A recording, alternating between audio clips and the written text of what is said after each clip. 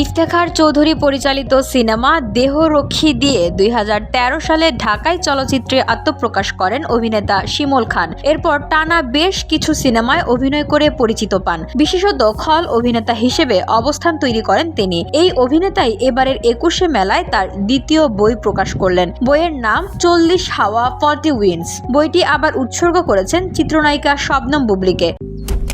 Malaysian প্রযুক্তিতে তৈরি অত্যাধুনিক cleaning machine modern vacuum cleaner যে কোনো ধরনের ধুলো ময়লাকে পরিষ্কার করে ঘরকে করে তুলুন চকচকে ও আকর্ষণীয়।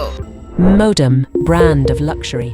মঙ্গলবার পরিবাগে অবস্থিত সংস্কৃতি বিকাশ কেন্দ্রে বইটির মোড়ক উন্মোচন করা হয়। নায়িকা নিজ হাতে এই বইয়ের মোড়ক উন্মোচন করেন। মোড়ক উন্মোচন অনুষ্ঠানে এসে বুবলী বলেন, শিমুল খান ভাইয়ের দ্বিতীয় বই, এটা আমাকে উৎসর্গ করা হয়েছে। এটা আমার জন্য অবশ্যই সম্মানের। শিমুল খান বলেন, আদর্শ সহকর্মী এবং মানুষ হিসেবে বুবলী অতুলনীয়। তার প্রতিটি পদক্ষেপ এবং আচার ব্যবহারে চলচ্চিত্র শিল্পের প্রোডাকশন বয় থেকে শুরু করে পরিচালক, প্রযোজক সহ সবাই বরাবরই মুগ্ধ। তাই তার এই সুন্দর পথ চলাকে আরও অনুপ্রাণিত করার জন্যই আমার দ্বিতীয় বইটি শবনম বুবলীকে উৎসর্গ করে সারপ্রাইজ দিয়েছি।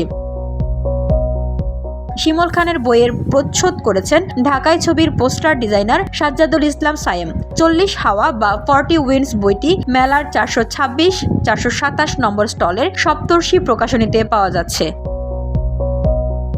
VOD Bangla news desk.